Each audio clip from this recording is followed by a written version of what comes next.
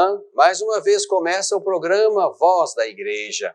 Obrigado por estar conosco neste horário, neste canal. Obrigado por nos assistir nesta emissora, por nos ouvir nesta rádio. Que bom que estamos mais uma vez, através deste meio de comunicação, partilhando a nossa fé, fazendo ecoar a voz da Igreja, a voz de Cristo, a voz de Deus mesmo. Bebendo da Fonte é o nosso primeiro bloco. Vamos, mais uma vez, penetrar o mistério da Palavra de Deus contida na Sagrada Escritura. Palavra que vamos partilhar na liturgia da nossa missa neste final de semana.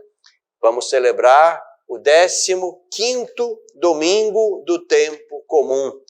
No coração, portanto, do mês de julho, vamos mergulhar no texto de Lucas. Lucas, capítulo 10, versículos de 25 a 37. Se você tem por perto a sua Bíblia, pode tomá-la. Vamos então juntos partilhar, rezar, aprender com esta palavra bendita que hoje nós aprendemos, anunciamos e trazemos para a nossa vida de fé e de missão.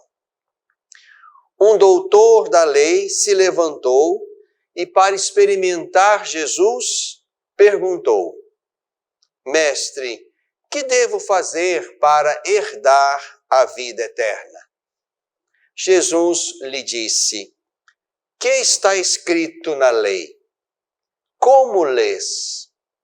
Ele respondeu: Amarás o Senhor teu Deus de todo o teu coração, com toda a tua alma, com toda a tua força e com todo o teu entendimento, e a teu próximo como a ti mesmo. Jesus lhe disse: Respondeste corretamente. Faze isso e viverás. Ele, porém, querendo justificar-se, disse a Jesus: E quem é o meu próximo? Jesus retomou: Certo homem descia de Jerusalém para Jericó e caiu nas mãos de assaltantes, que lhe arrancaram tudo, espancaram-no e foram embora, deixando-o meio morto. Por acaso descia por aquele caminho um sacerdote, mas ao ver o homem, passou longe. Assim também um levita chegou ao lugar, viu o homem e seguiu adiante pelo outro lado. Um samaritano, porém, que estava viajando, chegou perto dele e, ao vê-lo, moveu-se de compaixão. Aproximou-se dele e tratou-lhe as feridas, derramando nelas azeite e vinho. Depois colocou-o sobre seu próprio animal e o levou a uma hospedaria, onde cuidou dele. No dia seguinte, pegou 2 denários e deu-os ao dono da hospedaria, recomendando: Cuida dele, e o que gastares a mais, eu o pagarei quando eu voltar. No teu parecer, qual dos 3 fez-se o próximo do homem que caiu nas mãos dos assaltantes? Ele respondeu: Aquele que usou de misericórdia para com ele. Então Jesus lhe disse: Vai e faze o mesmo. Meu irmão, minha irmã, hoje estamos diante desse belo texto de Lucas, só de Lucas, o bom samaritano. E para podermos mergulhar no mistério deste ensinamento de Jesus, vamos ampliar um pouco o contexto deste ensinamento. Já estamos com Jesus dentro da ótica do Evangelho de Lucas, já estamos com Jesus a caminho de Jerusalém. Nesse caminho para Jerusalém, Jesus envia 72 discípulos à frente dele para anunciar que o reino estava próximo, para fazer acontecer já ali, naquele momento, o novo e o bom da parte de Deus. E aí, nesse caminho em que os 72 vão e voltam, então Jesus agora se detém diante de alguém que faz uma pergunta em princípio para experimentar Jesus, diz o texto, mas uma pergunta mesmo que maliciosa a partir daquele que quer colocar Jesus em situação de dificuldade, é uma pergunta que permite àquele doutor da lei e a nós redescobrirmos algo que é essencial no nosso caminho de fé. A pergunta inicial é esta: mestre, que devo fazer para herdar a vida eterna? Já aqui, por mais que a pergunta fosse para experimentar Jesus, aqui já há convicções bonitas e importantes. Há um a fazer neste mundo em vista de uma vida eterna.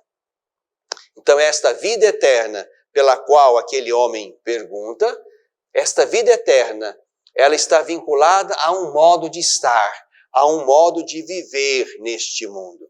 Jesus remete aquele homem à lei e ele responde bem, recuperando aquilo que é essencial, o coração da lei, o amor a Deus e o amor ao próximo. Aqui estamos exatamente no coração da lei que Deus dá ao seu povo para que o seu povo pudesse, nesse caminho de amor, amor na direção do alto, amor na direção da grande fraternidade horizontal, é aqui nesse amor que nós nos realizamos no caminho de fé, é aqui também que nós vamos nos preparando e antecipando a vida eterna. É aqui que nós já vamos mostrando em que direção estamos indo.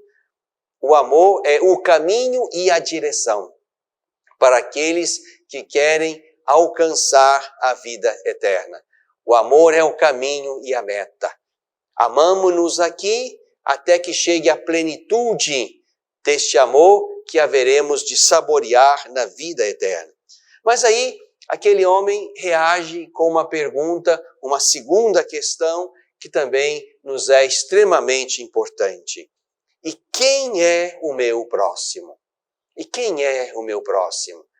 Aqui percebemos que o foco dele agora se põe não mais sobre o amor a Deus, que ele, por ser doutor da lei, talvez conhecesse bem.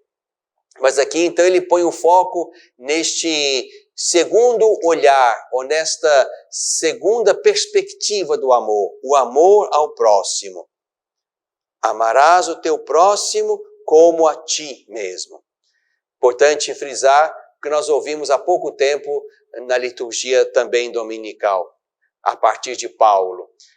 Aquele que cumpre a lei em plenitude é aquele que ama o seu próximo. Portanto, o amor ao próximo é a plenitude da lei.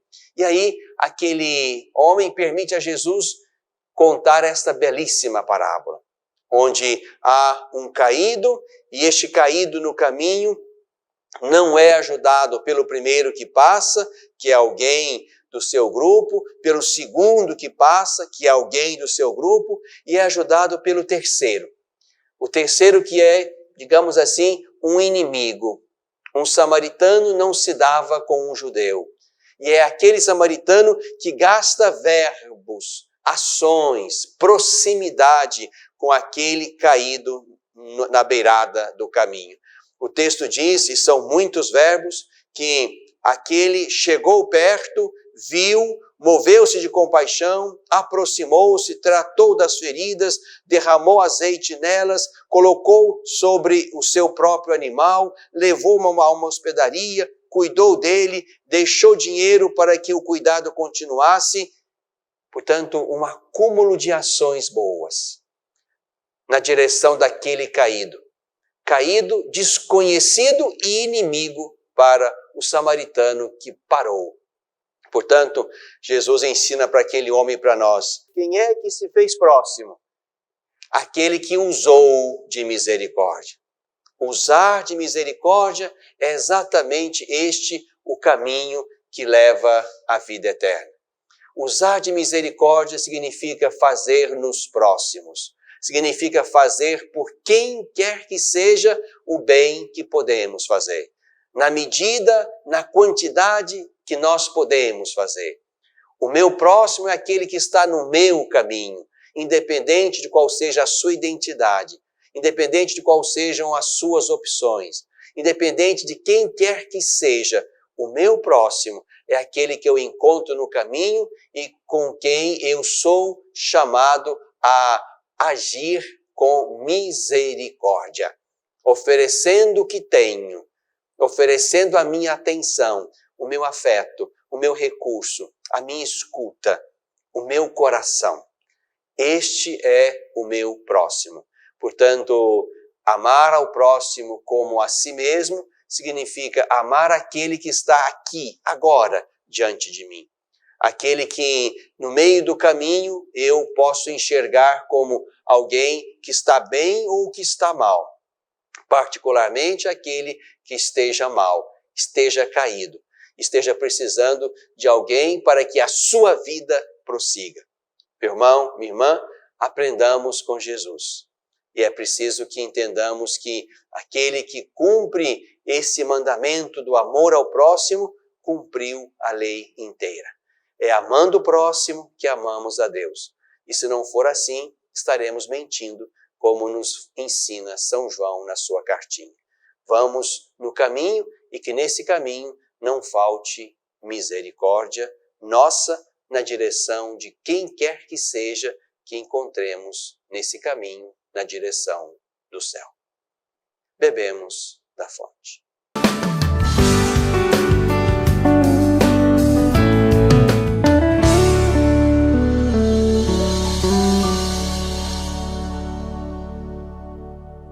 Às vezes, tudo que uma criança precisa para superar uma tempestade em sua vida familiar é encontrar um lar provisório. Uma família que a acolha por um tempo, enquanto sua própria família se reestrutura para recebê-la de novo. Essa é a proposta do Serviço Família Acolhedora. Transformar as dificuldades de hoje em possibilidades de futuro. Serviço Família Acolhedora. A tempestade passa, a vida continua. Participe e faça a diferença.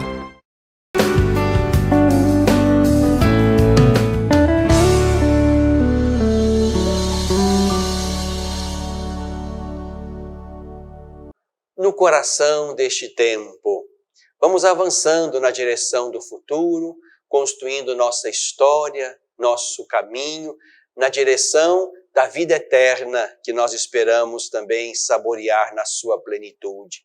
Já a possuímos aqui pela fé, e é pela fé que vamos, de fato, vivendo a vida, a vocação daqueles que escolheram a vida eterna no nome do Senhor Jesus, e é com Ele que vamos fazendo o caminho. Um caminho que nos ponha já aqui na direção certa. Como eu lembrava no primeiro bloco, o amor é o caminho e é a nossa meta e a nossa direção. Para quem quer herdar a vida eterna, como aquele mestre da lei perguntou a Jesus, o caminho da vida eterna é o caminho do amor. O amor que nós já vivemos aqui, na direção de Deus, a quem amamos sobre todas as coisas, a quem amamos de todo o coração, toda a alma, toda a força, toda a inteligência, mas também um amor que nós debruçamos e fazemos chegar ao próximo, qualquer uma que esteja diante de nós, no caminho para o futuro, no caminho para a vida eterna. O nosso amor não é dirigido apenas aos nossos, aos que estão conosco, aos que nos fazem o bem, aos que pensam como nós. O nosso amor é dirigido a qualquer um, particularmente aqueles que estejam caídos no caminho, meio mortos, como diz o texto de Lucas que nós ouvimos. O nosso amor misericordioso, como é o amor de Deus, precisa também expressar-se em todas as direções, a fim de que a nossa passagem pelo mundo, no caminho para a vida eterna, seja uma passagem profundamente marcada pela experiência da misericórdia. É sobre isso que queria tratar um pouco neste segundo bloco, no coração deste tempo. Nós fomos presenteados há algum tempo por um belo texto do Papa Francisco.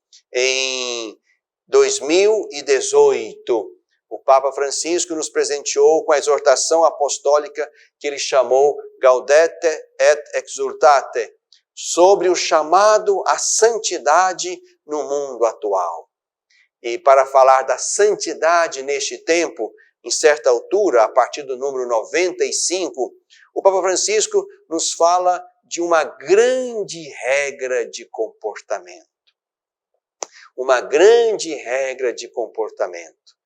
E é por esta regra de comportamento que passa também o nosso caminho na direção da vida eterna. Aqui, nesta exortação apostólica sobre a santidade, então o Papa quer nos ensinar também a partir do texto de Mateus, no capítulo 25, onde está aquela metáfora, aquela parábola do juízo final. E o Papa, então, nos ajuda, penetrando naquele texto, a pensar, a discernir e, sobretudo, a escolher uma grande regra de comportamento. Quando aquele mestre da lei pergunta a Jesus: o que devo fazer? O que devo fazer? Atrás dessa pergunta está um modo de ser, um modo de viver, um modo de se comportar. O que devo fazer? A minha fé, portanto, me leva a um comportamento bom, a um comportamento eticamente correto e coerente com Jesus. A fé é um caminho ético. E nesse caminho ético que eu descubro em Jesus, e portanto Jesus está na base do meu caminho de fé, né? No início do ser cristão está um encontro com Jesus, diz o Papa Bento, e a partir desse encontro com Jesus, eu vou aprendendo de Jesus, no caminho com Ele, como estamos neste percurso espiritual no Evangelho de Lucas, indo com Ele na direção de Jerusalém. Aqui, no nosso encontro pessoal, cotidiano, permanente com Jesus, vamos aprendendo a estar no mundo, a agir no mundo. O que devo fazer para herdar a vida eterna significa um comprometimento meu e seu, com um jeito de estar, com um jeito de ser, com um jeito de agir no mundo, de modo que esse jeito de agir no mundo me identifique como de Cristo. E mais ainda, me mantenha no caminho para a vida eterna. Então aqui, nesse trecho da sua exortação apostólica sobre a santidade, o Papa Francisco nos faz pensar acerca daquele belo momento da nossa vida de fé, do nosso caminho, quando seremos colocados diante do justo juiz. Lá no fim do caminho, no fim da nossa história pessoal. E aqui o Papa vai dizer que uma regra de comportamento com base na qual seremos julgados. E seremos julgados exatamente pelo modo como vivemos a misericórdia no caminho. Seremos julgados pelo modo como nos fizemos próximos. Eu estava com fome, me deste de comer, estava com sede, me deste de beber, eu era forasteiro e me recebestes em casa, estava nu e me vestistes, doente e cuidastes de mim, na prisão e fostes me visitar. Mateus capítulo 25, versos 35 e seguintes. Portanto, é aí, meu irmão, minha irmã, é aí que nós encontramos a grande regra de comportamento E mais do que isso, é aí que nós nos mantemos no caminho para a vida eterna. No exercício permanente da misericórdia. E agimos com misericórdia não simplesmente porque queremos ser bons, porque queremos, digamos, agir eticamente corretos, mas porque sabemos que naquele a quem nós oferecemos a nossa misericórdia está o próprio Senhor. Jesus habita nele, Deus habita nele.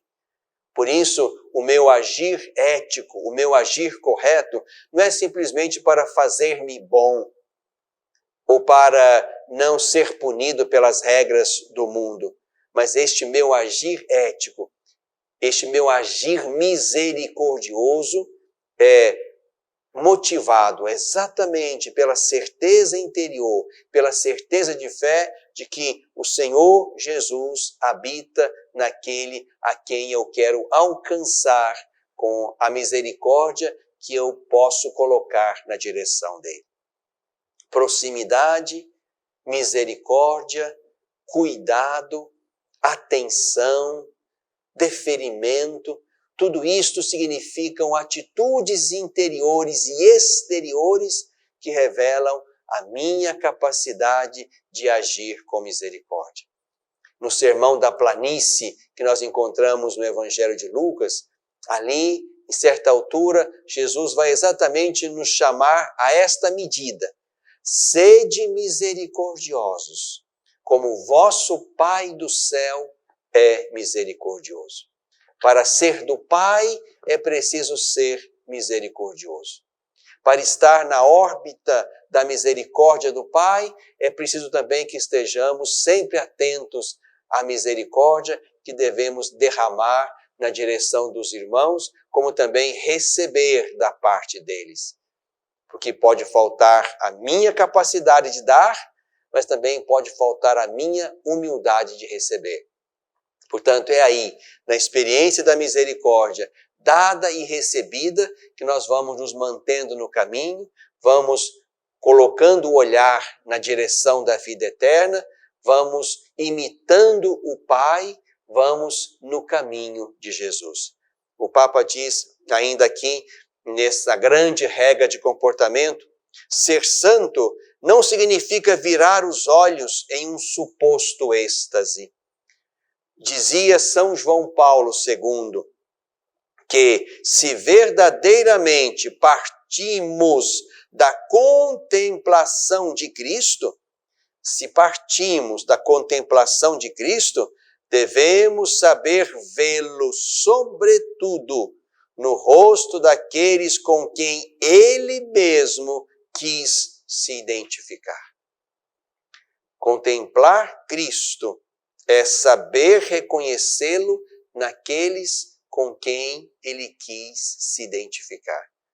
A nossa fé precisa nos levar a essa disposição misericordiosa na direção do próximo.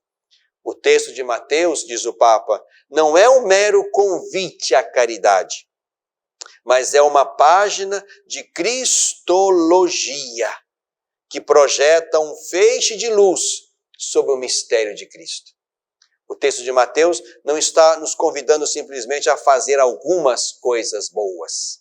O texto de Mateus, diz o Papa, é uma página de cristologia, de compreensão de Cristo. Cristo está naqueles, na direção de quem agimos com misericórdia, ou como os dois primeiros que passaram, deixamos no caminho sem sujar nossas mãos, sem gastar nosso afeto, sem investir nossa misericórdia. Por isso, meu irmão, minha irmã, no coração deste tempo, nós somos chamados a isto, a contemplar Cristo, como nós contemplamos quando rezamos, quando celebramos a Eucaristia, quando nos colocamos diante dele numa experiência espiritual e mística, mas esta contemplação precisa fazer crescer em nós um coração misericordioso como o dele, a fim de que não passemos adiante vendo tantos irmãos e irmãs meio mortos, por muitos motivos, e que precisarão sempre do apoio, da ajuda, da presença, da proximidade, da misericórdia dos discípulos de Cristo, no coração deste tempo.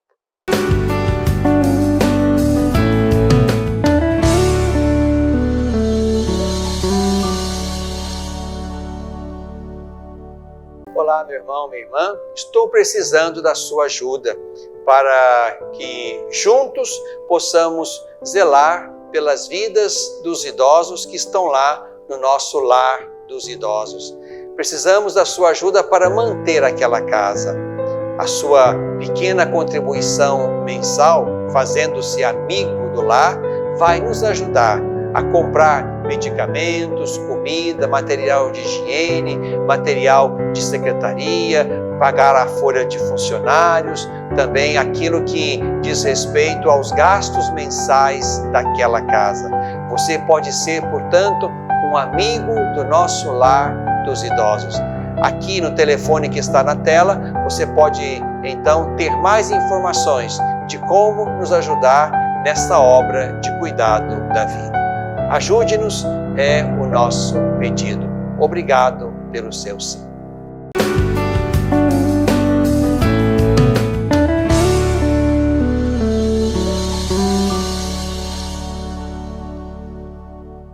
Na tradição da igreja está o belo patrimônio da fé pensada, refletida, escrita. E quero mais uma vez convidar você, meu irmão, minha irmã, neste último bloco do nosso programa Voz da Igreja, a mergulhar num número do Catecismo da Igreja Católica. Um patrimônio belíssimo que não pode ser dispensado na compreensão da fé, no ensinamento da fé, na educação da fé.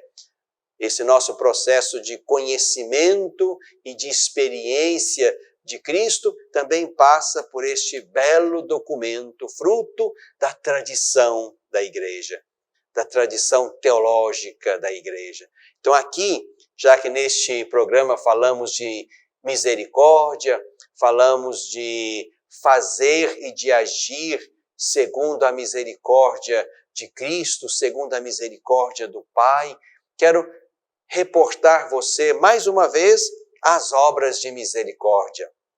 Elas fazem parte do nosso caminho espiritual, do nosso caminho ético, do nosso caminho de fé. Quero tão somente recordar a você quais são essas obras de misericórdia que vão ao encontro das necessidades corporais e espirituais dos irmãos que são o nosso próximo no caminho da vida e no caminho do céu. Estamos aqui no número 2447 do nosso Catecismo da Igreja Católica. Aqui nós lemos assim: as obras de misericórdia são as ações caritativas pelas quais socorremos o próximo em suas necessidades corporais e espirituais. Instruir, aconselhar, consolar, confortar são obras de misericórdia espiritual. Como também perdoar e suportar com paciência. As obras de misericórdia corporal consistem em dar de comer a quem tem fome, dar de beber a quem tem sede, dar moradia aos desabrigados, vestir os maltrapilhos, visitar os doentes e prisioneiros, sepultar os mortos. Dentre esses gestos de misericórdia, a esmola dada aos pobres é um dos principais testemunhos da caridade fraterna. É também uma prática de justiça que agrada a Deus. Convido você, meu irmão, minha irmã, juntamente comigo mesmo, a fazermos sempre o caminho de conversão. E conversão significa dar-nos mais, sempre mais, as obras de misericórdia, espiritual e corporal, É aí que nós mostramos que pertencemos a Cristo, é aí que nós nos mantemos no caminho para a vida eterna, é aí que vamos nos fazendo dia após dia próximo de cada um daqueles irmãos e irmãs que vão precisar de algumas destas obras de caridade e de misericórdia. Há sempre o que dar, há sempre quem precisa. Precisamos exercitar-nos, portanto, nesta caridade que nos faça misericordiosos, como o Pai do céu é misericordioso. Na tradição da Igreja. Na tradição da Igreja.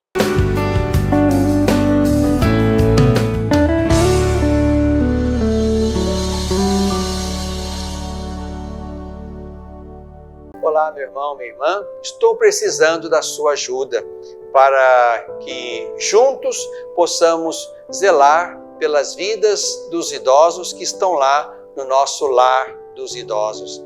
Precisamos da sua ajuda para manter aquela casa.